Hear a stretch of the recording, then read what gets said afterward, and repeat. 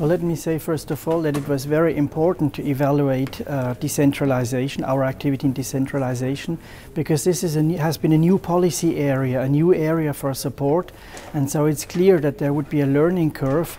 Decentralization is very important both because of the empowerment of local authorities, the devolution of powers to the ground where the action happens, and it is important for service delivery to the population. And the question really is, have we succeeded in that?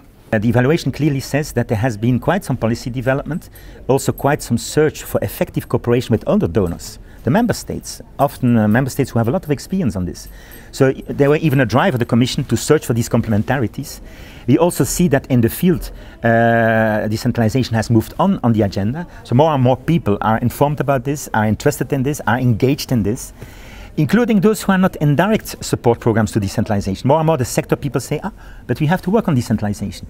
The budget support people, they say, yeah, but we can provide budget support, but more and more it's at decentralized level that the services are delivered. So we have to factor in decentralization. So I would argue, positive thing, the policy has widened, there was more knowledge, and the demand in the field has increased. So that's the positive thing, but you know very well if the demand increases in the field, that the pressure is also on the Commission to say how will we deliver effective policies, how will we deliver them. And then for me an important message of the evaluation is to say, they have 4 questions on results, and if you look at the 4 questions on results, they say yes, you provided more resources, you helped to build infrastructure, you helped to build capacity, but the political aspects of decentralization, there the effects have been very limited. And it was very difficult, for instance, to have a policy dialogue with governments, central governments that are a bit reluctant to really decentralize. It's very difficult to say, okay, but where are the non-state actors in local governance? One of the findings is that very little has been done on accountability.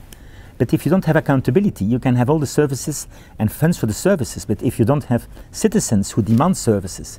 So that's also political, of course. And then we have seen other examples where it's not easy to involve the citizens in policy making at local level, in monitoring the quality of the services. So I would argue that the evaluation says, yes, good work, interesting experiences, but you still need to strengthen the political dimension of all your work, the political capacity of the Commission to enter in that messy arena of decentralization. It's mainly a political reform driven by politicians who look after political outcomes, and we need to integrate that in our work.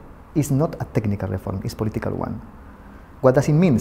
This means that we need to apply this political economy analysis from the beginning. We need to understand. And even when we work with a government, it's not an homogeneous entity.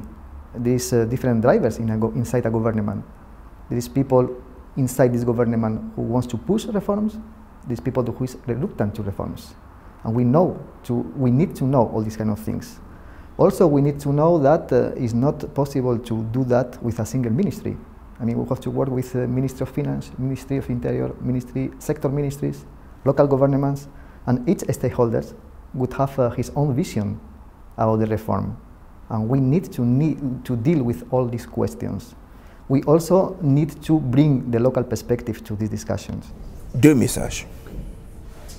Le premier, c'est que la décentralisation est un mouvement inéluctable et que la Commission européenne ferait bien de la mettre parmi les priorités politiques de ses interventions. Deuxième message, les collectivités locales sont désormais des acteurs mûrs et présents. Dans le cas de l'Afrique, il y en a 27 000.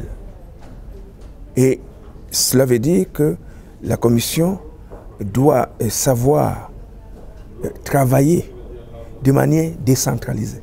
Il faut que les délégations aient la capacité d'entrer en dialogue structuré avec les associations nationales de collectivités dans les pays pour que la question de la décentralisation soit dans les priorités d'intervention de la Commission et de l'Union européenne en général.